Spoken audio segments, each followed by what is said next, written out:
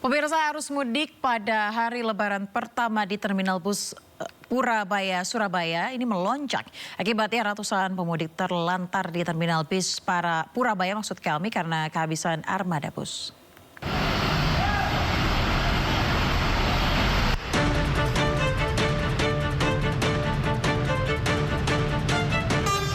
Inilah suasana jalur keberangkatan bus antar kota di Terminal Bus Purabaya, Surabaya. Ratusan calon pemudik jarak pendek tampak terlantar di jalur keberangkatan bus antar kota karena kehabisan armada bus. Pemudik yang rata-rata didominasi tujuan Kediri, Tulung Agung, Trenggalek terpaksa berebut untuk bisa naik ke dalam bus karena sulitnya mendapatkan armada untuk mengangkut warga ke daerah tujuan. Warga harus rela menunggu lebih dari 2 jam.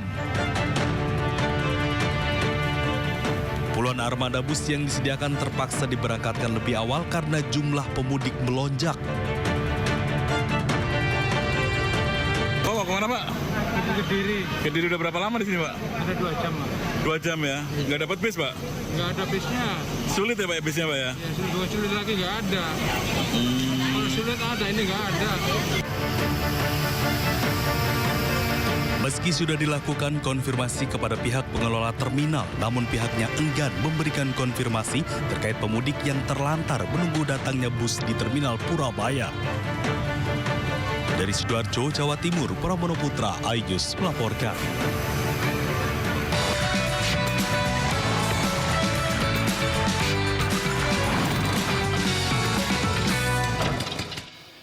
Kita ke informasi lainnya, pemirsa, hari kedua Lebaran, arus lalu lintas di jalur selatan Nagrek, Kabupaten Bandung antri sepanjang 6 km. Jumlah volume kendaraan meningkat dan penyempitan jalur di Nagrek memperparah kemacetan. Hari kedua Lebaran, arus lalu lintas di jalur selatan Nagrek, Kabupaten Bandung antre sepanjang 6 km. Pada hari kedua Lebaran, jalur selatan dipenuhi pemudik lokal yang bersilaturahmi ke Garut, Tasik hingga Ciamis. Akibat tingginya volume kendaraan pemudik lokal, terjadi antrian kendaraan sepanjang 6 km. Kendaraan antre di kawasan Nagrek hingga ke Parakan Muncang. Selain tingginya volume kendaraan yang melintas di jalur selatan, kemacetan diperparah penyempitan badan jalan 4 lajur menjadi 2 lajur. Diprediksi antrian kendaraan pemudik lokal ini akan terus terjadi hingga sore hari.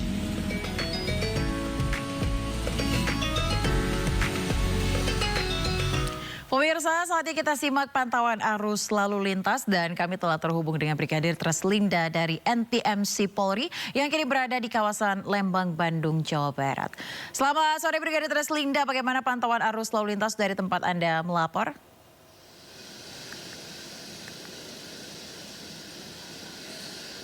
Ya baik, terima kasih Ayah dan selamat sore pemirsa.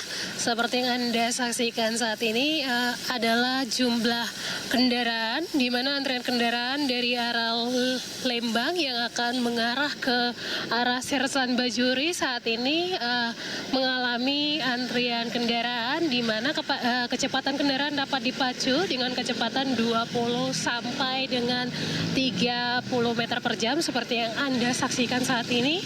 Ini selain memang dipenuhi dengan pemudik dari pemudik lokal Kota Bandung, ada juga kendaraan-kendaraan dari luar kota seperti dari arah Jakarta dan juga Semarang pada sore hari ini. Sehingga memang hal ini terjadi adanya aktivitas masyarakat ke arah Lembang yang memang melakukan perjalanan wisata. Sehingga ini merupakan arus balik dari arah Lembang yang akan mengarah ke arah Kota Bandung, melalui ke arah Setiabudi. Kemudian untuk arus lalu lintas di arah sebaliknya yang akan mengarah ke Lembang saat ini dalam keadaan ramai lancar, tidak ada hambatan-hambatan. Anggota kami di lapangan juga terus melakukan pengaturan pengaturan arus lalu lintas di titik-titik yang menjadi trouble spot ataupun titik kepadatan kendaraan, sehingga hal ini juga membantu jalannya arus lalu lintas pada sore hari ini. Ayah, sebagai informasi, beberapa saat lalu kawasan Ledeng ini sempat diguyur hujan deras sehingga memang kondisi jalanan pada sore hari ini sedikit licin, di mana terdapat juga genangan air pada jalan. Untuk itu kami harapkan bagi para pengguna jalan tentunya Anda selalu menjaga batas kecepatan serta jaga jarak aman kendaraan Anda. Hal ini juga menghindari terjadinya kecelakaan lalu lintas, mengingat jalanan Lembang ini juga termasuk jalanan yang turunan, tanjakan, juga terdapat kondisi jalan yang licin. Ini sangat berbahaya bagi pengguna kendaraan roda 2 maupun roda 4. Kami mengucapkan terima kasih bagi Anda yang sudah tertib dalam berkendara, karena hal ini juga membantu kami dalam terjadinya kelancaran arus lalu lintas pada sore hari ini. Tentunya kami harapkan Anda dapat mengikuti arahan serta petunjuk petugas kami yang berada di lapangan. Hal ini untuk memperlancar jalannya arus lalu lintas. Kemudian apabila Anda lelah, beristirahatlah sejenak pada rest area maupun pada pos-pos terpadu yang sudah tersedia sepanjang perjalanan mudik Anda. Hal ini juga menghindari terjadinya microslip di jalan raya yang dapat menyebabkan kecelakaan lalu lintas. Dan tentunya bagi Anda yang akan mengupdate informasi-informasi seputar arus lalu lintas terkini, kami siap melayani Anda di 15169 ataupun melalui SMS center kami di 9119. Demikian Brigadir Treslinda melaporkan langsung dari kawasan Lembang, Bandung, Jawa Barat. Kembali ke Ayah di studio, silakan. Baik, terima kasih Brigadir Treslinda melaporkan langsung dari kawasan Lembang, Bandung. Selamat bertugas kembali dan salam presisi. Pemirsa, memasuki libur Lebaran, arus lalu lintas menuju kawasan wisata Puncak Bogor mengalami kemacetan parah. Diduga kemacetan terjadi lantaran adanya peningkatan aktivitas warga yang mengunjungi sanak keluarga maupun berwisata.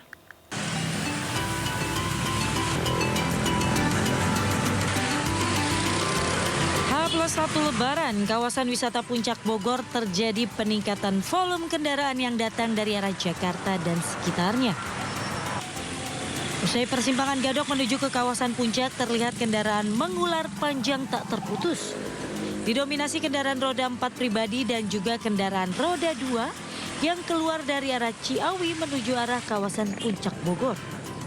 Sementara itu arah sebaliknya terpantau ramai lancar. Diduga kepadatan terjadi akibat meningkatnya aktivitas warga yang mengunjungi sanak saudara di kawasan Puncak, berwisata atau melakukan ziarah ke makam keluarga. Kemacetan parah terjadi di setiap jalur rawan macet, terutama di persimpangan Megamendung dan juga persimpangan Pasar Cisarua.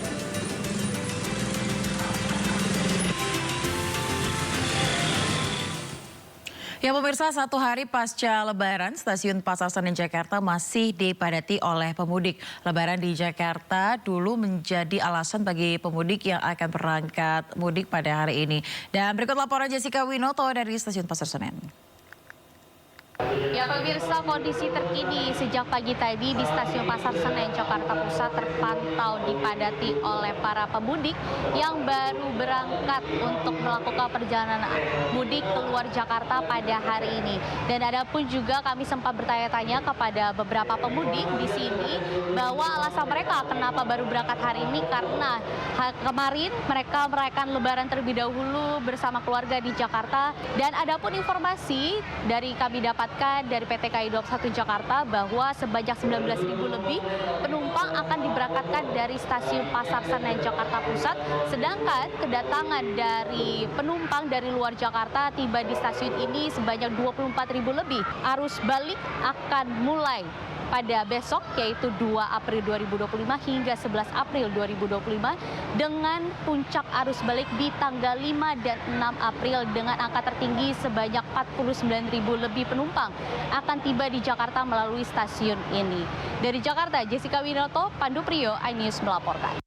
Kita ke informasi selanjutnya, pemirsa. Kakor Lantas Polri Irjen Pol Agus Suryo Nugroho menyatakan skema one way arus mudik nasional telah resmi berakhir. Kini pihaknya bersama Kementerian Perhubungan, Jasa Marga, dan Jasa Raharja mulai fokus pada strategi pengelolaan arus balik Lebaran. Karena arus mudik sudah kita lewati, tentunya kami akan mempersiapkan cara-cara, strategi, skenario arus balik. Yang kemarin kami sudah rapat dengan Pak Menteri Perhubungan dari pihak Jasa Marga, termasuk Jasa Raharja, di samping melakukan one way nasional arus balik, kami akan mendahului pada tanggal 3, nanti kami akan melakukan one way lokal arah balik. Ya, jadi ada tahap-tahapnya. Tahap pertama dari kilometer 188 ke 70. Selanjutnya, manakala masih ada bangkitan arus balik dari arah timur, akan kami perpanjang. Tanggal 4 akan kami perpanjang lagi one way lokal tahap 2 dari Pejagan sampai ke 188. Tahapan itulah nanti diharapkan bisa menarik arus yang dari timur, khususnya yang dari Pejagan dan sebagainya. Apabila di kilometer 414, manakala ada bangkitan arus, nanti Jawa Tengah juga akan melakukan one way lokal pada tanggal 4, termasuk nanti tanggal 5. Rencana flag off untuk arus balik dipimpin langsung oleh Bapak Kapolri, termasuk juga Menteri Perhubungan, termasuk Jasa Marga dan Jasa Raharja juga akan hadir. Kita persiapkan arus balik one way nasional itu tanggal 6. Nanti akan kita flag out dari Kali Kangkung. Ya pemirsa, bagaimana persiapan menghadapi arus balik? Kami akan berbincang dengan Kabak Ops Korlantas Polri, Kombes Aris. Dan sudah bergabung bersama kami pada sore hari. Selamat sore, Kombes Aris. Selamat sore, Mbak ya. Ya, terima kasih sudah bergabung bersama kami di Sindo Sore pada hari ini. Pak, gimana strategi untuk arus balik nantinya? Apakah sudah ada sejumlah rekayasa dan juga titik-titik tertentu yang nantinya akan menjadi pantauan prioritas dari pihak Polri?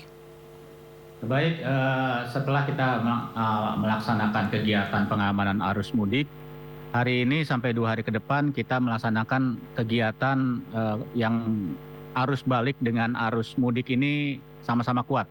Ya, kita lihat mulai tadi pagi terjadi kepadatan yang ke arah timur dari mulai tol Cipali di kilometer 166. Kemudian juga kita tadi melaksanakan rekayasa lalu lintas berupa kontraflow baik 1 lajur maupun 2 lajur dari kilometer 47 sampai dengan kilometer 70. Kemudian terjadi bangkitan arus lalu lintas dari arah timur atau dari Trans Jawa dan dari arah Cipularang Bandung. Sekitar jam 3 sore tadi, kemudian kita putuskan untuk kontraflow kita persempit menjadi 1 lajur dan dimulai dari kilometer 47 dan sekarang akan dimulai dari kilometer 55.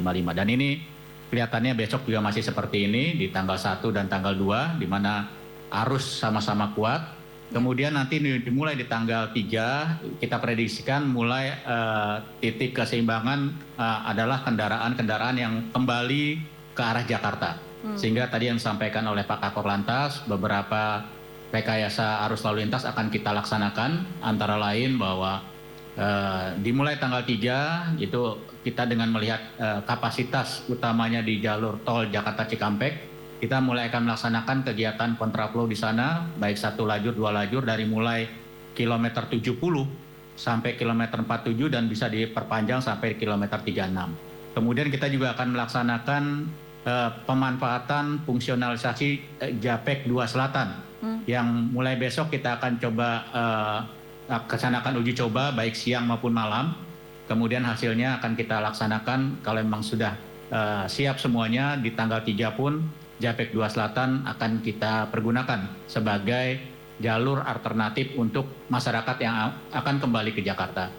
Tadi seperti disampaikan sebelumnya bahwa di tanggal 3 pada saat nanti kita melihat bangkitan arus lalu lintas dari arah timur, kita menyiapkan kegiatan kontraflow mulai dari kilometer 188 sampai dengan kilometer 70, yaitu dari Palimanan, di mana diharapkan kendaraan-kendaraan bisa masuk mulai dari arah Palimanan sampai dengan kilometer 70 dan kemudian daya tampung dari tol Jakarta Cikampek itu pun memadai. Baik. Apabila terjadi bangkitan yang lebih banyak dari arah timur, kemungkinan esok harinya kita akan memperpanjang pelaksanaan one way lokal ini sampai dengan Pejagan di kilometer 246 yang berdasarkan hitungan itu menyumbang kurang lebih 20% kendaraan yang kembali ke arah Jakarta, terutama dari arah selatan, dari arah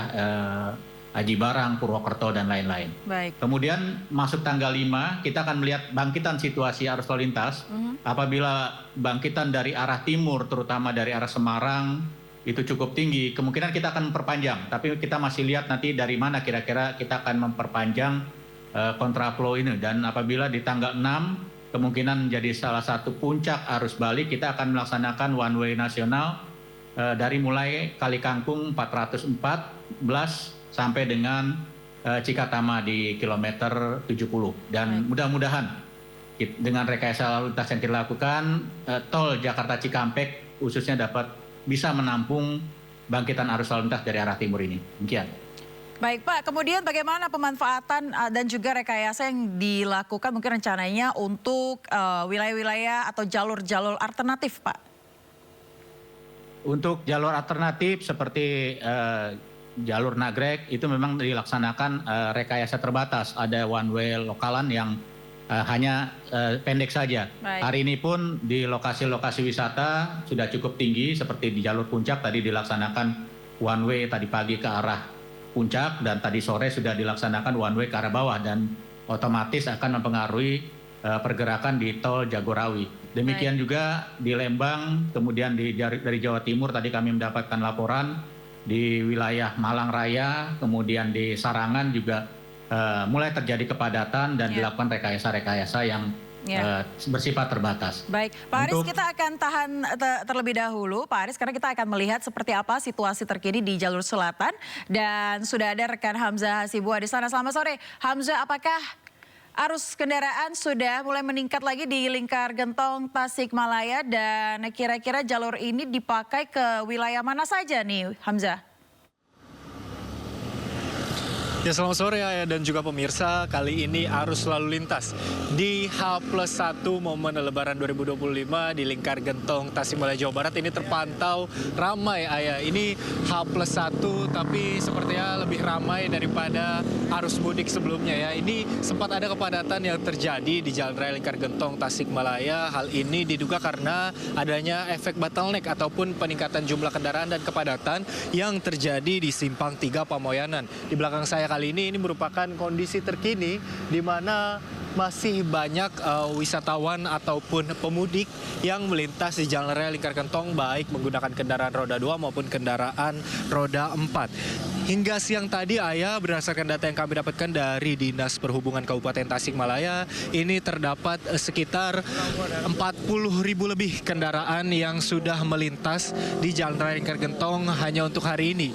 Dan ini hampir setengahnya dari puncak arus mudik 2025 di Jalan Raya Lingkar Gentong pada tanggal 31 kemarin, di mana maksud kami tanggal 30 kemarin, di mana H-1 sebelum Lebaran ini sebanyak 123.000 kendaraan melintas di Jalan Raya Lingkar Gentong yang didominasi oleh kendaraan roda 2 ataupun motor sebanyak 54,2%, di mana ini memang jalur alternatif selatan non jalan tol yang bisa dilintasi oleh sepeda motor bagi para pemudik yang ingin pulang kampung ataupun pergi ke tempat-tempat wisata yang ada di beberapa daerah hingga ke daerah Jawa Tengah seperti itu. Selain itu kami juga mendapatkan informasi bahwa hingga sore ini belum ada rekayasa lalu lintas yang dilakukan oleh pihak kepolisian di Jalan Raya Lingkar Gentong. Hal ini disebabkan bahwa kepadatan yang terlihat di sini Ayah ini hanya berlangsung sementara karena tadi ada kepadatan sedikit di Simpang 3 Pamoyanan.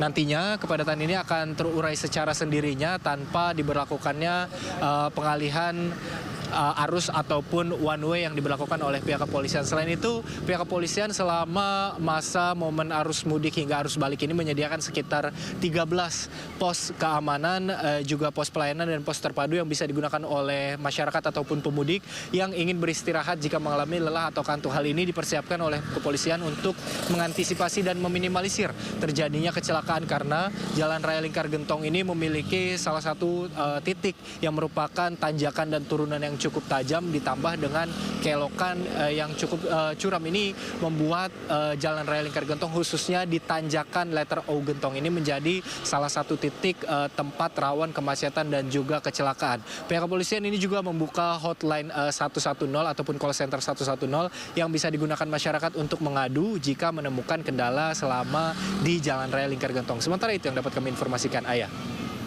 Baik. Terima kasih Hamzah atas laporan Anda langsung dari Lingkar Gentong. Selamat bertugas kembali, jaga kesehatan dan jaga keselamatan Anda. Dan pemirsa, kita akan kembali berbincang dengan Kabak Ops Korlantas Polri, Kombes Aris Syahbudin. Selamat sore kembali, kita akan berbincang Pak Aris. Tadi kita sudah mendengar laporan dari rekan jurnalis kita yang berada di Lingkar Gentong. Karena memang di H+1 Lebaran ini banyak masyarakat yang mungkin masih fokus begitu ya di kampung halamannya, termasuk di jalur-jalur alternatif yang menuju ke sejumlah wilayah baik dalam kota maupun tempat-tempat wisata. Adakah himbauan mungkin dari Polri yang ingin disampaikan kepada masyarakat yang saat ini masih berpergian ke wilayah-wilayah tempat wisata? Misalnya adakah jam-jam tertentu untuk menghindari bottleneck tadi misalnya yang terjadi di Lingkar Gentong? Baik, Mbak ya. Kalau kita berkaca kepada hasil anet operasi ketupat tahun 2024, di mana angka kecelakaan itu paling tinggi bukan berada di jalan tol tapi di jalur arteri, jalur jalan kolektor maupun jalan lokal. Berarti ini bukan di jalan tol. Dan banyak terjadinya pada saat masyarakat sedang menikmati liburannya di daerah masing-masing atau di lokasi wisata atau di tempat-tempat tujuan lain. Jadi tingkat kecelakaan ini cukup tinggi, terutama kendaraan roda 2. Dan begitu juga data yang kami dapat sampai dengan H+1 operasi ketupat, itu data kecelakaan di jalan tol sangat jauh lebih kecil dibandingkan jalur-jalur arteri. Nah, ini yang kami himbau masyarakat yang menikmati liburan di masa Lebaran ini tetap berhati-hati, jaga keselamatan, jangan lengah, karena mungkin di kampung halamannya menggunakan kendaraan bermotor atau mengunjungi lokasi-lokasi wisata yang baru, yang belum familiar untuk melintasi lokasi tersebut. Pastikan kondisi kendaraannya sehat, yang mengemudi juga tahu kontur jalannya hingga bisa mencegah terjadinya kecelakaan. Demikian juga apabila cari informasi sebanyak-banyaknya berkaitan dengan lokasi-lokasi yang dituju.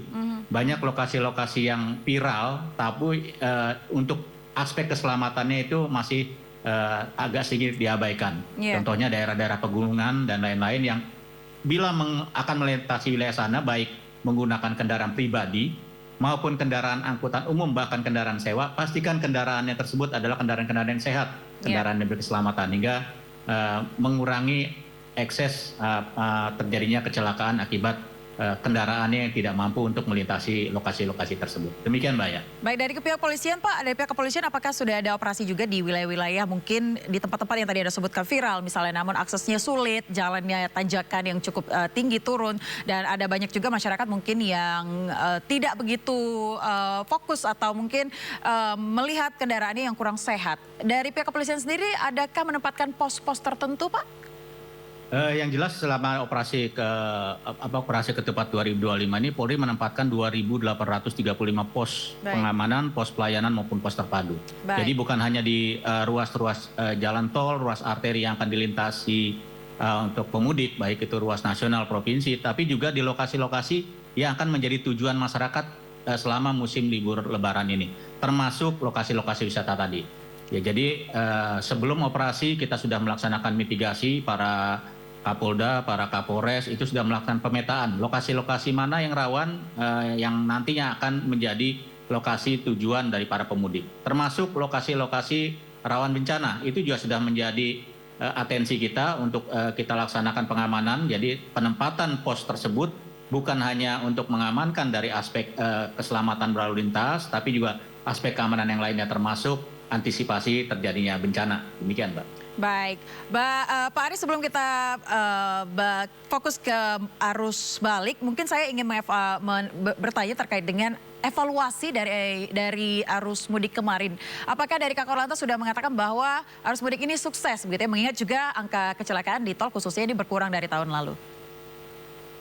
Terkait sukses atau tidak itu penilaian nanti dari masyarakat, Mbak. Yang jelas kita hanya melihat parameternya bahwa kemarin sudah disampaikan dari aspek keselamatan, angka kecelakaan itu turun 30%, kemudian angka korban meninggal dunia atau fatalitas itu turun 30%, itu sebagai parameter yang utama. Baik. Kemudian parameter kedua adalah waktu tempuh yang rata-rata yang digunakan masyarakat dari Jakarta ke Semarang itu sudah turun sampai dengan kurang lebih 30 sampai 40 menit. Kemudian juga beberapa kejadian menonjol seperti kejadian laka menonjol yang tahun-tahun kemarin terjadi. Alhamdulillah mudah-mudahan sampai dengan selesainya akhir operasi ketupat ini tidak terjadi. Termasuk di lokasi-lokasi wisata. Kita ingat beberapa tahun yang lalu ada beberapa kejadian di lokasi wisata, baik itu di penyeberangan, baik itu di danau dan lain-lain. Dan alhamdulillah sampai saat ini berkat sinergi yang baik juga tidak terjadi hal-hal yang tidak kita inginkan dan semoga ini berlangsung. Kemudian satu catatan adalah bahwa utamanya di penyeberangan Merak Bangkahuni itu yang tahun kemarin ada berita sampai macet 8, 9 sampai 11 jam. Alhamdulillah tahun ini kita bersama-sama dengan stakeholder terkait bisa mengelola itu hingga tidak terjadi hal-hal yang terjadi tahun kemarin.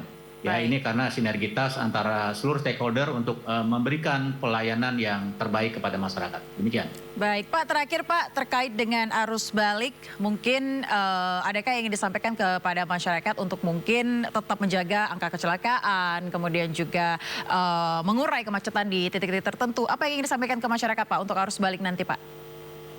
Baik, ini mungkin kita sudah sama-sama memahami bahwa puncak arus balik itu akan terjadi sesuai dengan prediksi kami adalah di tanggal 5, 6, dan 7. Sementara di tanggal 3, 4, kadang besok di tanggal 2 itu kondisinya tidak akan sepadat dari di tanggal-tanggal yang saya sebutkan tadi. Diharapkan masyarakat bisa memanfaatkan ini hingga tidak terjebak pada saat nanti di puncak arus balik. Karena ini agak berbeda penanganannya. Untuk arus mudik kita secepat-cepatnya mengeluarkan kendaraan itu keluar dari Jakarta, ya, ke berbagai arah. Tapi kalau misalnya arus balik ini seluruh arah baik dari timur, barat maupun selatan ini sama-sama menuju arah Jakarta dan ini akan menimbulkan kepadatan yang luar biasa. Jadi diharapkan masyarakat bisa bijak untuk memilih tanggal-tanggal yang kira-kira tidak terjadi puncak arus balik ini di tanggal 5, tanggal 6, dan tanggal 7. Kami sarankan di tanggal 3, insya Allah kita sudah melaksanakan kegiatan one way dari mulai Palimanan ke Cikatama, kemudian dari tanggal 4-nya kita juga sudah melaksanakan one way juga dari Pejagan ke Cikatama dan diharapkan ini bisa dimanfaatkan. Apalagi pemerintah dalam hal ini pengelola jalan tol juga memberikan diskon tarif tol pada tanggal-tanggal tersebut. Jadi silakan dimanfaatkan. Jadi mudiknya tetap aman, tetap nyaman, dan kembali dengan selamat di tempat tujuan masing-masing. Demikian, Mbak. Baik. Jadi masyarakat diharapkan untuk memanfaatkan tanggal-tanggal yang bukan puncak dari arus balik, serta tetap mematuhi aturan lalu lintas yang sudah diterapkan. Ya baik, terima kasih Komisaris Besar Polisi Aris Syahbudin, Kabak Ops Korlantas Polri atas waktunya pada sore hari ini dalam program Sindo Sore Pak. Selamat beraktivitas kembali dan terima kasih.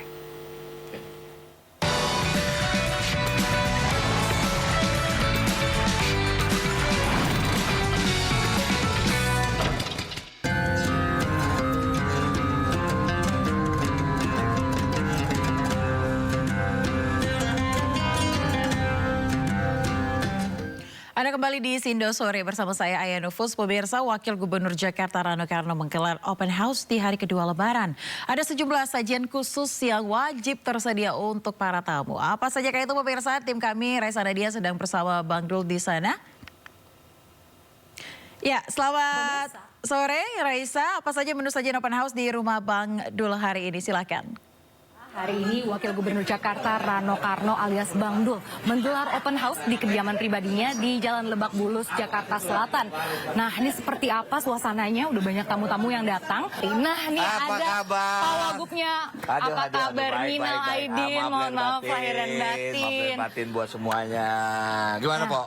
Nah, Bang Rano, ini kita pengen tahu nih persiapan buat open house ini seperti apa nih? Persiapannya mendadak semua. Ini teman-teman dari protokol, dari Pemprov yang nyiapin. Oke, Gitu. kalau misalnya makanan yang disiapin pribadi hari ini apa? Hari ini lontong cap gome harus ada. Pasti. Kemudian, ya ada yang minta, Bang, kita itu dong makan mie bebek. Ah, boleh mie bebek, kita makan mie bebek. Kemudian somai, kayak gitu-gitulah. Tapi artinya menu rumah lah, menu rumah. Oke, boleh sambil lihat-lihat? Ayo. Jangan cuma lihat, nanti kamu makan. Iya benar. Nah, nih Bang Dul, ini kan Lebaran pertama sebagai Wakil Gubernur nih. Apa sih yang spesial? Ada yang berbeda nggak? Ya, kalau beda barangkali teman-teman bertambah, ya kan? Karena bahasanya kalau dikatakan open house itu saya terakhir itu 2016 lah, di saat waktu itu masih jadi Gubernur Banten kan. Nah, ini namanya bisket. Ini daging nih. Ini nambah loh. Oh iya. Wow, tetap harus ada sayurannya ya. Harus. Soalnya kita nih, kamu percaya nggak? Saya nih turun 7 kilo loh. Wah, semenjak menjabat? Iya, serius. Saya terakhir tanggal 15 Januari pulang umroh, itu berat saya masih 91. Oke. Sekarang udah 84. Sebelum puasa saya sudah istirahat intermittent. Jam 4 sore, saya nggak makan lagi sampai jam 8 pagi. Oke. Nah, jadi saya mempertahankan mudah-mudahan habis lebaran tidak nambah berat badan. Betul, dan untuk ini lontong menjaga kesehatan juga ya. Ya, ini lontong cap gome. Lontong cap gome pemirsa. Ini ciri khasnya lah. Ini udah pasti harus ada di hari lebaran. Ada opor, sambal goreng pasti ada. Terus kita ada dessert juga ya. Ini lah kue lah. Iya, kue-kue lah. Kue lah, biasa lah. Ini somai. Ini apa nih? Oh, bakso kampung. Nah, ini kan kemarin open house, hari ini open house. Tetap ada momen nggak sih berkumpul sama keluarga, Bang? Kemarin. Artinya kemarin saya memang khusus dengan keluarga besar. Keluarga saya sama keluarga Mbak Dewi kan. Berkumpul lah ya. Tapi kalau keluarga besar udah kumpul 140 orang. Hari ini untuk teman-teman. Nah, pemirsa nih, yang paling spesial di hari ini berarti ini spesial. roast chicken ya? Betul, roast chicken. Karena orang Bang, itu dong makan mie dong Bang. Ya mie apa? Mie bakso udah banyak. Ya udah kita cari yang aneh aja deh. Oke deh. Oke. Bang Dul, terima kasih atas waktunya. Kamu sebelum pulang mesti makan dulu. Oke? Pastinya. Selamat Hari Raya. Ya, dan pemirsa, itu tadi obrolan kita bersama dengan Pak Wagub, dan tentunya momen open house seperti ini bisa menjadi momen yang hangat dan lebih dekat lagi dengan masyarakat. Kembali ke studio. Nah, pemirsa, sementara itu ribuan warga berdesakan saat menghadiri open house dengan Gubernur dan Wakil Gubernur Jawa Timur. Banyaknya warga yang berebut berlebaran dengan Gubernur Jawa Timur membuat sejumlah warga terjatuh.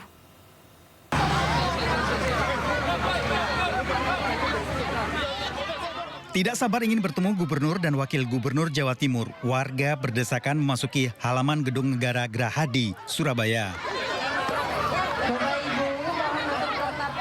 Seorang bocah terjatuh akibat terdorong, namun beruntung karena segera ditolong petugas dan warga lain. Kegiatan open house yang diadakan Gubernur dan Wakil Gubernur Jawa Timur, Khofifah Indar Parawansa dan Emil Dardak, dimajukan 1 jam lebih awal dari pukul 2 siang. Oke, setiap tahun memang kesini Bu ya? Setiap tahun. Baru kali ini sekarang. Oh, baru kali ini Bu ya? Penasaran juga lah, sebelumnya ketemu Gubernur langsung. Tadi dapat apa aja? Dapat UKM langsung ketemu sama Bu. Oke. Kan kalau untuk halal-bihalal masyarakat umum sesuai dengan informasi yang kita sampaikan, di Gerahadi jam 2 sampai jam 4. Kalau ingin berlanjut ke rumah saya malam jam 8 sampai jam 10. Dari Surabaya, Jawa Timur, Rahmat Ilyasan melaporkan. Pemirsa, putra Presiden Prabowo Subianto maksud kami Ragowo Hedi Prasetyo Joyo Hadi Kusumo atau Didit Prabowo berkunjung ke kediaman Presiden Republik Indonesia ke-7 Joko Widodo di Solo, Jawa Tengah. Didit tiba di kediaman Jokowi di Sumber Banjarsari, Solo, Jawa Tengah sekitar pukul 15:35 waktu Indonesia Barat. Didit berada di kediaman Jokowi sekitar 40 menit setelah melakukan pertemuan secara tertutup. Didit meninggalkan lokasi sekitar pukul 16:15 waktu Indonesia Barat. Saat keluar, Didit tidak banyak menjawab pertanyaan dari awak media terkait pertemuannya dengan Jokowi. Didit juga enggan menjawab saat ditanya perihal kedatangannya ke rumah Megawati sebelum ke rumah Jokowi. Ia hanya mengucapkan selamat Idul Fitri kepada awak media.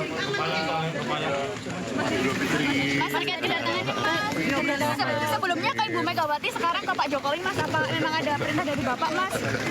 Selamat Idul Fitri, Mas. Tadi ada pesan khusus dari Bu Mega gitu nggak, Mas? Ada pesan dari Bapak nggak, Mas, untuk Pak Jokowi? Ada pesan dari Bapak untuk Pak Jokowi, Mas?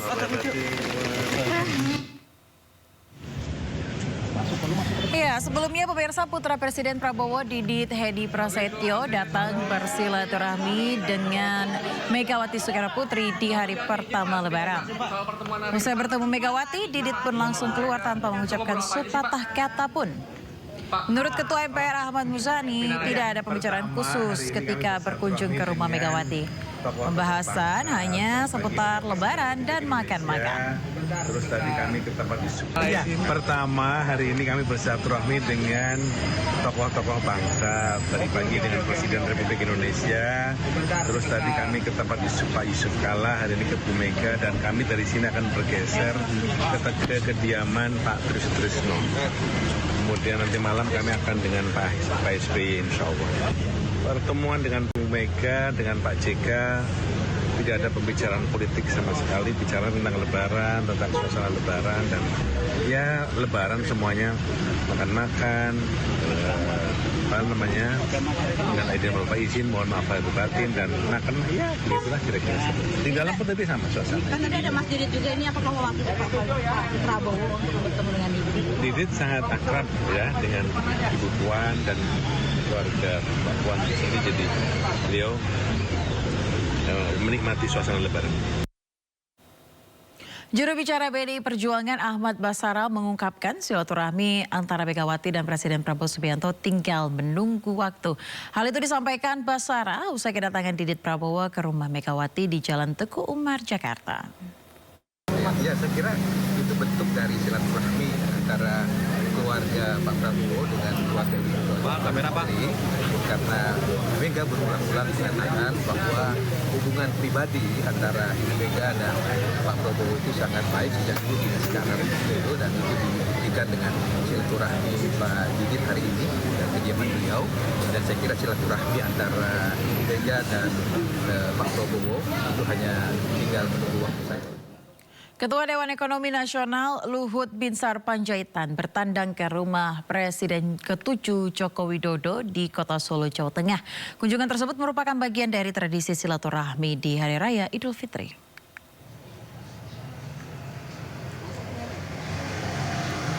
Luhut Binsar Panjaitan bersama istri Devi Simatupang tiba di kediaman Joko Widodo di Sumber, Kota Solo, Jawa Tengah. Setelah turun dari mobil, pemirsa, keduanya langsung diarahkan masuk ke dalam rumah untuk bertemu dengan Jokowi dan Iriana. Selanjutnya, mereka berempat bertemu secara tertutup. Usai pertemuan, Luhut menyebutkan bahwa kunjungannya merupakan bentuk silaturahmi serta halal bihalal, mengingat dirinya pernah menjabat sebagai menteri selama 2 periode di bawah kepemimpinan Jokowi. Tadi saya dengan istri saya udah lebaran pada Bapak Presiden Prabowo di Merdeka, tapi kami sudah rancang memang setelah dari Presiden Prabowo kami mau lebaran ke tempatnya Pak Jokowi, karena menurut saya ya selama 10 tahun saya sebagai anak buahnya Pak Jokowi merasakan bahwa betapa banyak yang dilakukan Pak Jokowi buat negeri ini. Nah, itu kita juga harus jujur mengakuinya. Tentu karena sini adalah kurangnya sebagai manusia. Jadi saya juga datang kemari silaturahmi, minta maaf kalau ada kurang bagi kami kepada Bapak Jokowi dan Ibu Iriana. Apa aja Pak yang diobrolin, Pak? Ya, diobrolin enggak banyak, tapi memang beliau kan hormat betul sama Presiden Prabowo. Dan beliau tadi cermatin juga semua ekonomi supaya beliau berharap dan berdoa sukses pemerintahan Presiden Prabowo. Saya kira satu pesan yang sangat bagus. Sementara itu pemirsa, tim U17 Indonesia merayakan Idul Fitri di kantor Konsulat Jenderal Republik Indonesia di Jeddah, Arab Saudi. Mereka berada di Jeddah karena timnas U17 akan bertanding di Piala Asia April mendatang.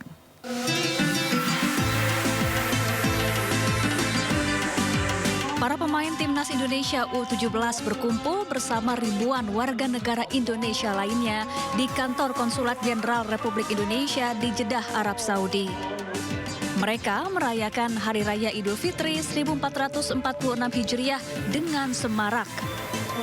Meski jauh dari keluarga di tanah air, para pemain timnas Indonesia U17 tetap dapat merasakan kehangatan Idul Fitri. Saya Evandra Florasta, pemain timnas U17 mengucapkan selamat Hari Raya Idul Fitri, mohon maaf lahir dan batin. Dan buat seluruh warga Indonesia yang berada di Arab, mohon dukungannya. Timnas U17 akan bertanding tanggal 4 di Piala ASEAN Cup. Mohon doanya. Sebelumnya, sholat Idul Fitri di Jeddah digelar Minggu pagi mengikuti keputusan pemerintah Arab Saudi.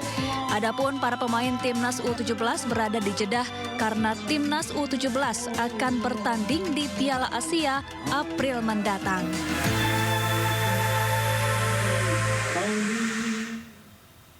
Pemirsa, sejumlah penggawa timnas Indonesia turut mengucapkan selamat Idul Fitri kepada umat muslim di seluruh Indonesia. Ucapan ini disampaikan skuad Garuda melalui akun media sosial Timnas Indonesia. Selamat Lebaran and Happy Eid Mubarak. To all the Garuda fans, I wish you Eid Mubarak. Ciao. Happy Eid Mubarak to our fellow Muslims in Indonesia. Lebaran U Sejong. Halo sahabat Tamaran, mengucapkan selamat Idul Fitri buat Garuda fans. Mohon maaf lahir dan batin. Eid Mubarak everyone.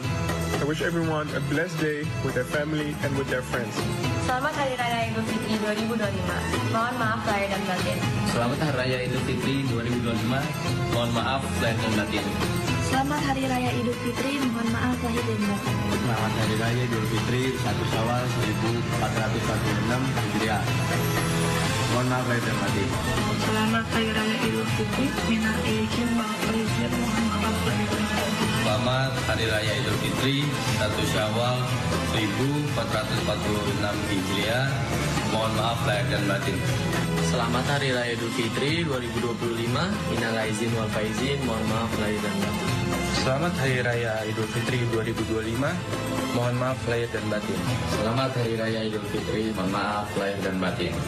Pemirsa, warga negara Indonesia yang berada di Riyadh, Arab Saudi merayakan Lebaran di Kedutaan Besar Republik Indonesia. Selain sholat Id bersama, para WNI juga menikmati makanan khas Indonesia sambil bersilaturahmi.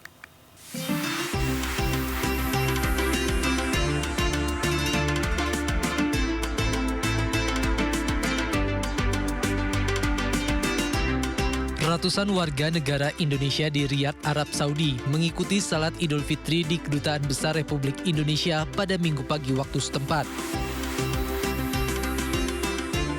Kegiatan menyambut hari kemenangan ini dibuka oleh Duta Besar Indonesia untuk Arab Saudi yang menekankan pentingnya menjaga persatuan dan kebersamaan di perantauan. Minal aidin wal faizin. Taqabbalallahu minna wa minkum, taqabbal ya karim. Kepada semua warga negara Indonesia yang ada di Arab Saudi. Semoga kita semua mendapat keberkahan dan kita bisa bertemu lagi dalam Idul Fitri yang akan datang. Kegiatan menyambut Tahun Baru 1446 Hijriah ini juga diisi dengan halal bihalal dengan suguhan berbagai hidangan khas Indonesia seperti lontong sayur, nasi goreng, mie ayam hingga bakso. Ini saya Lebaran ke-8 seringnya di KBRI karena lebih homey, lebih kerasa. Kita datang, kita sholat Id bareng bersama teman Indonesia. Jadi yang kalau homesick, kalau yang kangen itu kerasa lebih Indonesianya kalau di KBRI. Momen silaturahmi ini pun diharapkan semakin mempererat rasa kekeluargaan di antara lebih dari 1.000 warga negara Indonesia yang berdomisili di berbagai wilayah di Arab Saudi.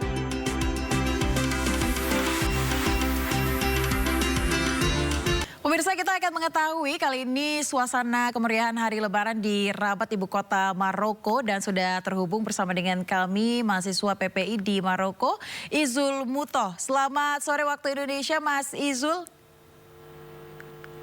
Selamat sore waktu Indonesia dan juga selamat pagi waktu Maroko. Ya, Mbak Aya. ada perbedaan waktu yang cukup banyak ya antara Indonesia dan juga Maroko. Di hari ini sudah berarti hari keberapa nih di Maroko Lebarannya, Mas? Di Maroko hari ini adalah hari yang kedua karena pemerintah kerajaan Maroko menetapkan 1 Syawal atau Lebaran itu pada 31 Maret 2025 atau kemarin. Baik, Mas Izul berarti Anda berada di ibu kota Maroko ya? Betul, ibu kota administrasi Maroko ada di Rabat. Baik, Mas, boleh ceritakan sedikit seperti apa sih kemeriahan Lebaran di sana? Adakah perbedaan antara Lebaran hari pertama, hari kedua, dan seterusnya? Keseruan yang ada di Maroko dan lebih tepatnya karena saya berada di Rabat, yaitu adalah di sini kita bisa bercengkerama dan juga bersilaturahmi dengan tidak hanya warga negara Indonesia yang merantau di negeri Maroko ini, dan juga kita juga bisa bersilaturahmi dengan warga Maroko sendiri. Baik. Biasanya warga Maroko juga buat open house. Oh baik, jadi mereka juga ada persamaan dengan masyarakat Indonesia yang suka open house ya? Betul. Hanya saja bedanya terkait dengan mungkin menu yang berbeda tentunya. Boleh, baik, boleh diceritakan kira-kira makanan khas apa di sana yang disajikan oleh masyarakat Maroko pada saat open house, Mas Izul? Biasanya masyarakat Maroko kalau misalkan open house yang disediakan itu adalah makanan yang mirip kayak beras ataupun mirip seperti halnya nasi, itu namanya kuskus kalau di Maroko. Tapi karena di sini memang makanan pokoknya itu adalah roti sebagaimana beras di Indonesia, maka ya semua makanan apapun pasti ada rotinya. Dan itu adalah merupakan kekhasan Maroko. Selain juga ada makanan yang lain semisal tojin, ada tonjia, ada juga kubas, ada juga yang namanya disebut dengan baget atau begerir dan seterusnya. Baik, kalau teman untuk makan khusus apa Mas? Ada kari atau ada makanan lainnya? Makanan khusus itu bervariasi Mbak Aya. Oke. Ada kalanya kalau misalkan khusus dicampur dengan daging, baik daging ayam ataupun daging kambing atau daging sapi, juga kadang-kadang dicampur dengan telur. Yang jelas ada sayur-sayurannya mulai dari wortel, timun, kol, dan sayur-sayur yang lain. Baik, jadi makanannya juga cukup menarik dan bervariasi di Maroko ya, sama dengan di Indonesia. Oke, baik. Nah, kalau tadi makanan, kegiatannya nih selain mungkin bersilaturahmi, open house, halal halal, apa nih kegiatan yang dilakukan oleh masyarakat Maroko pada saat Lebaran? Yang menarik apa, Mas?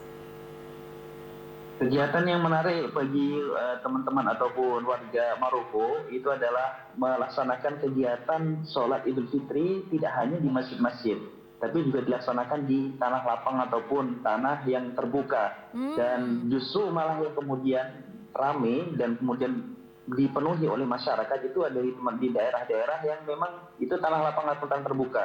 Kalau di Rabat sendiri itu sudah ditetapkan kurang lebih sekitar 99 tempat untuk melaksanakan sholat, dan di tempat-tempat yang lain tentu ada tempat-tempat yang sudah diumumkan sehari atau 2 hari sebelumnya oleh Wizaratul Auqaf wa Syu'un Al-Islamiyah atau kementerian terkait.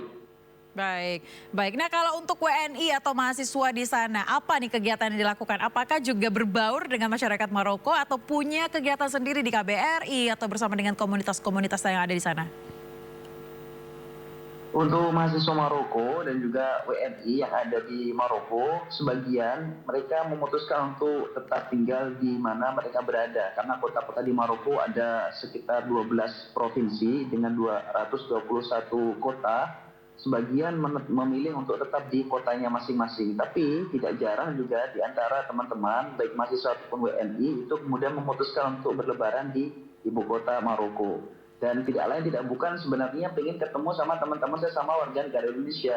Jadi pengen mengembalikan ataupun mengingat terhadap kegiatan-kegiatan ataupun makanan-makanan khas Indonesia. Pilihan utamanya itu ke KBRI yang ada di Rabat, yang mana teman-teman bersama dengan WNI yang lain itu berkumpul bersama dengan staff dan lokal staff yang ada di KBRI, melaksanakan sholat Idul Fitri dan kemudian melaksanakan kegiatan silaturahmi dan kemudian akhirnya itu dengan makan-makan yang tentunya makanan khas daripada negara kita tercinta Indonesia.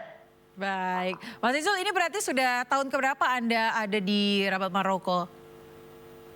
Di sini di tahun yang kedua. Baik, Mas boleh ceritakan dong apa nih yang paling dirindukan dari Idul Fitri yang ada di Indonesia, dan juga mungkin adakah yang ingin Anda sampaikan untuk keluarga dan juga kerabat yang ada di Indonesia? Oh tentu. Apa yang dirindukan dari Indonesia itu adalah kalau di Indonesia ada tradisi ataupun ada budaya pulang kampung atau kita sebut sebagai mudik. Nah kalau di Maroko di bulan Idul Fitri itu tidak seperti halnya di Indonesia. Idul Fitri itu relatif lebih sepi daripada Idul Adha. Kalau di Maroko, Idul Adha bisa libur 10 hari atau 2 minggu. Tapi kalau Idul Fitri cuma libur 2 hari atau 3 hari. Tentu tidak sama dengan negara kita tercinta.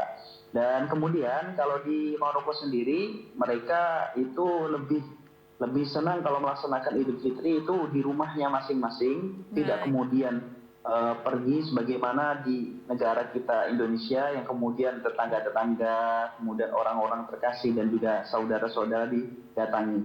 Dan tentunya dari Maroko, saya pribadi menyampaikan pada teman-teman dan juga warga negara Indonesia, baik yang di Maroko ataupun di Indonesia dan termasuk juga di antaranya keluarga kita semuanya, menyampaikan taqabbalallahu minna wa minkum taqabbal ya karim, mohon maaf lahir dan batin, semoga kita semuanya mendapatkan anugerahnya Allah Subhanahu wa taala, ampunan juga pahala serta diterima amal perbuatan kebaikan kita selama bulan Ramadan dan kembali menjadi fitri suci, kembali mendapatkan ampunan Allah Subhanahu wa taala. Baik, Mas Izul, terima kasih sudah berbagi seperti apa momen di Maroko di hari Lebaran. Terima kasih, semoga dapat menikmati Lebaran di sana ya meskipun tidak pulang ke Indonesia. Terima kasih atas waktunya, sampai beraktivitas kembali Mas Izul.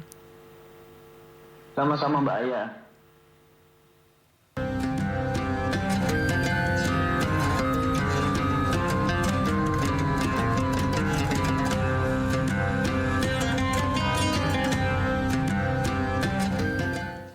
Pemirsa, beredar luas surat kepala desa di Kabupaten Bogor meminta THR 165 juta ke pengusaha. Tetaplah di Sindo Sore.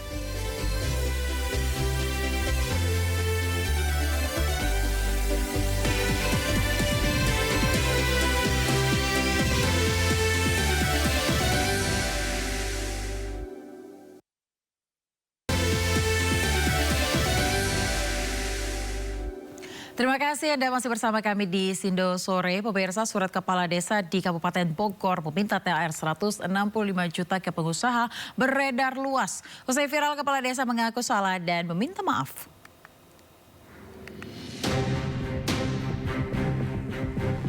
Surat permintaan THR ke pengusaha di Kabupaten Bogor ini beredar luas dan viral.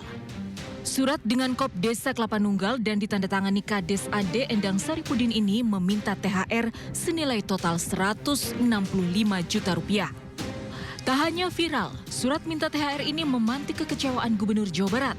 Deddy Mulyadi mendesak polisi tegas menindak pelaku pungli termasuk jika dilakukan kepala desa. Ditahan kan? Preman ditahan.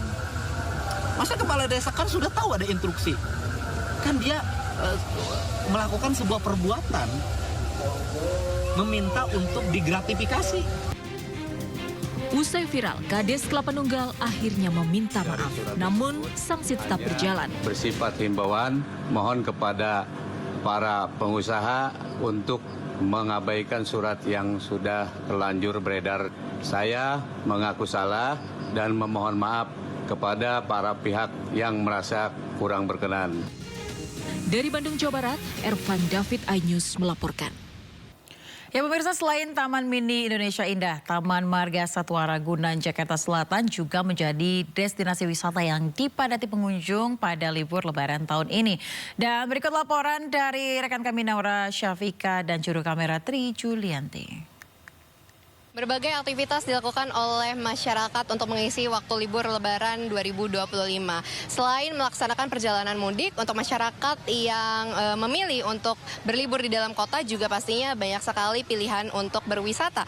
Salah satunya adalah di Taman Marga Satwa Ragunan. Ini dipadati oleh para pengunjung yang ingin berlibur sembari belajar untuk melihat hewan-hewan yang ada di Taman Marga Satwa Ragunan ini. Dan tadi tim kami sempat melakukan perjalanan ke sini, sempat tersendat oleh kemacetan yang ingin menuju ke arah Ragunan, dikarenakan memang untuk pengunjungnya membludak sekali pada hari ini. Dan mengingat juga memang Taman Marga Satwa Ragunan ini baru saja beroperasi kembali setelah H+1 Lebaran, dikarenakan memang saat hari H Lebaran ini Taman Marga Satwa Ragunan tutup beraktivitasnya. Dan jika kita lihat untuk pengunjungnya ini, untuk datanya sudah mencapai di angka 40.000. Dan untuk Anda pemirsa yang mungkin ingin merencanakan perjalanan ke Taman Marga Satwa Ragunan, bisa membeli tiketnya secara online maupun offline. Nah, kalau untuk online ini bisa dilakukan dari H-1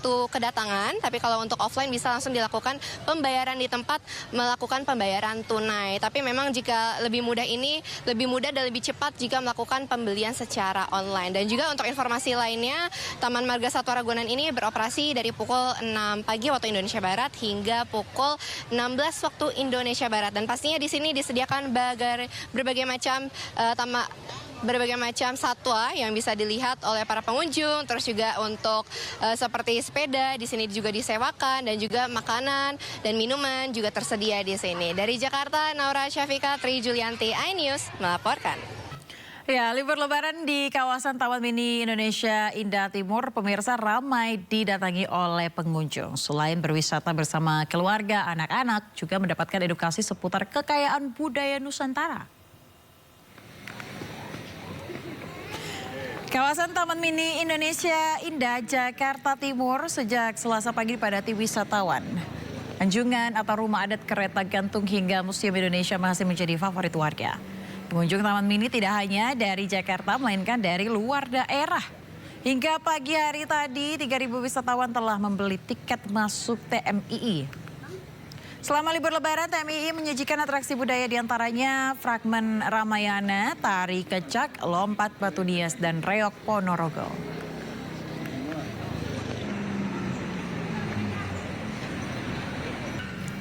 Nah, pemirsa, untuk mengetahui informasi terkini kita sudah bergabung dengan Dilami Aulia di Taman Mini Indonesia Indah Jakarta Timur. Selamat sore Dilami, seperti apa suasana keramaian di TMII pada sore ini? Selamat sore Ayah, tentunya di Taman Mini Indonesia Indah sangatlah ramai ya. Kira-kira ini ada ribuan masyarakat ya yang menunggu untuk pertunjukan Dancing Fountain Tirta Cerita atau air mancur menari. Di mana Dancing Fountain Tirta Cerita ini akan berlangsung pada pukul 18.30 waktu Indonesia Barat. Namun nampaknya ini setengah jam sebelum dimulainya air terjun menari, ini masyarakat sangatlah antusias ya. Bahkan ini banyak sekali yang tentu membawa perbekalan, membawa HP untuk nantinya mengabadikan momen-momen saat Lebaran 2025 bersama dengan keluarga. Karena ya di sini bukan hanya dari Jakarta saja, melainkan dari luar Jakarta ini juga banyak sekali. Coba ya kita tanya ya Ayah ya. Nih, hai, halo Kak, dari mana Kak? Saya dari Tanah Abang. Wah, Jakarta masih ya. Kenapa nih milih ke Taman Mini, Kak? Karena bagus aja untuk anak-anak. Oke. Kemudian tadi dari mana aja Kak selain nunggu untuk Dancing Fountain Tirta Cerita? Kita keliling tuh dari naik ini kereta gantung, terus ke apa ya, anjungan-anjungan gitu ya.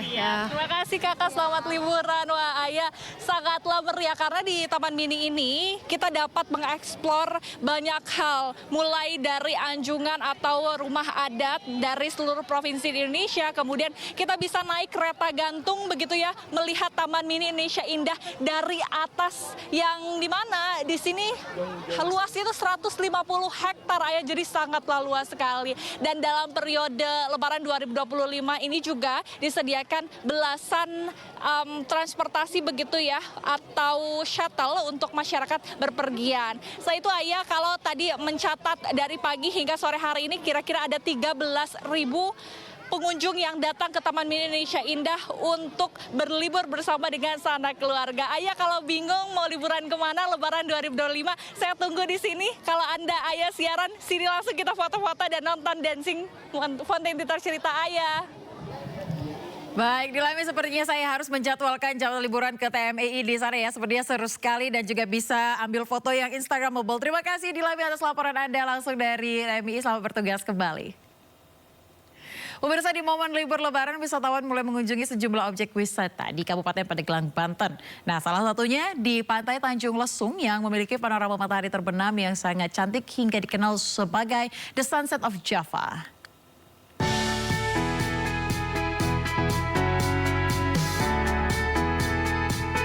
Seperti inilah keindahan Pantai Tanjung Lesung, Pandeglang, Banten dengan siluet langit senja di sore hari. Tak ayal, pantai dengan pasir putih nan cantik ini dikenal sebagai The Sunset of Java. Siluet langit senja di tempat ini sangat indah dan memukau, hingga banyak pengunjung sengaja datang untuk menikmati terbenamnya matahari. Menurut pihak Tanjung Lesung, pihaknya telah siap menampung para wisatawan yang hendak berlibur di Pantai Tanjung Lesung, bahkan menyediakan paket khusus Lebaran. Wisata pantai di kita ini ada wisata pantai, gugur, lalasa, dan ladabe.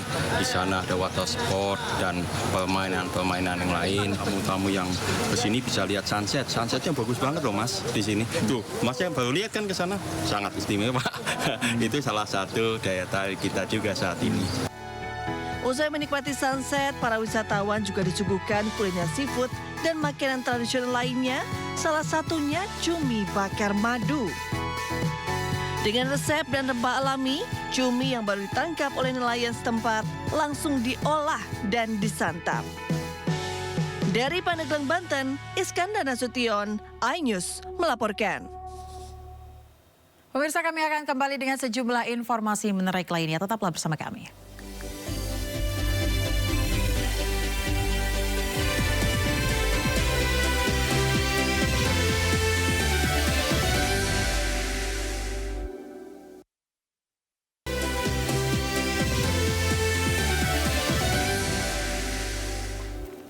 Anda masih di Sindosode bersama saya Aya Dufus. Pemirsa, pemerintah Indonesia mengirimkan bantuan untuk korban gempa bumi di Myanmar. Bantuan mencakup tim penyelamatan, tenaga medis, serta logistik yang dikirimkan menggunakan 2 pesawat Hercules dan 1 pesawat Boeing 747. Pengiriman bantuan ini dilepas secara resmi oleh Kepala BNPB Suharyanto di Lanut Halim Perdana Kusuma, Jakarta. Dalam sambutannya, Kepala BNPB mengatakan tim yang diberangkatkan akan menjalankan misi kemanusiaan di daerah yang dekat dengan pusat gempa, tepatnya di Bandara Naypyidaw. Ia juga mengatakan bahwa bantuan yang diberikan Indonesia kali ini termasuk yang terbesar bila dibandingkan dengan misi kemanusiaan lainnya.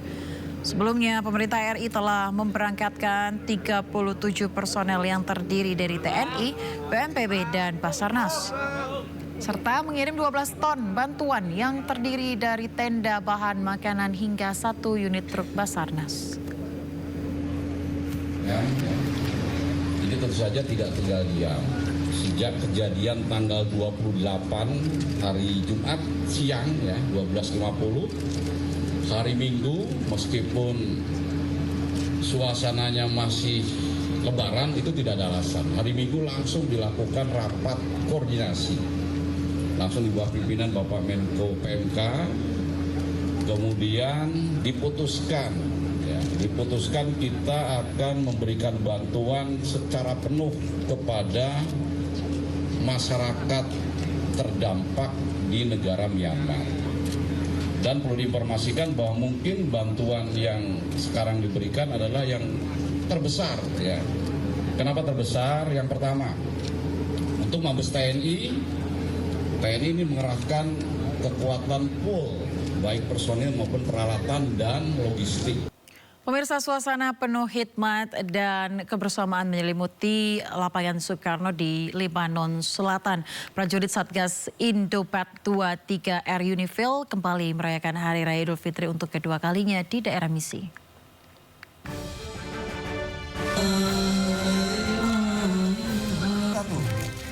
Meskipun jauh dari keluarga dan tanah air, semangat dan kebersamaan tetap terasa dalam perayaan Idul Fitri 1446 Hijriah di lapangan Soekarno di Lebanon Selatan.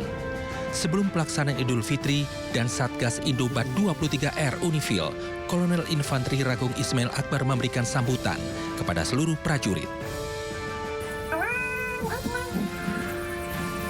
Sholat Idul Fitri kali ini bertindak sebagai imam dan khatib, Letus CPM Yuda Pratama.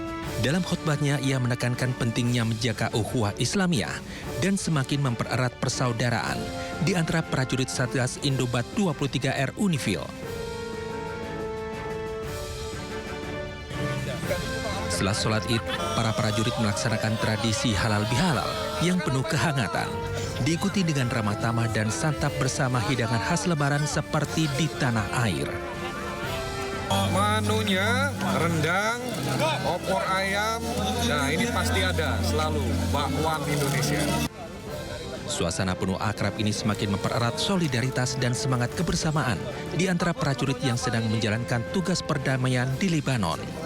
Kami keluarga besar Satgas John Mac TNI kontingen Garuda 23R mengucapkan selamat Hari Raya Idul Fitri 1446 Hijriah.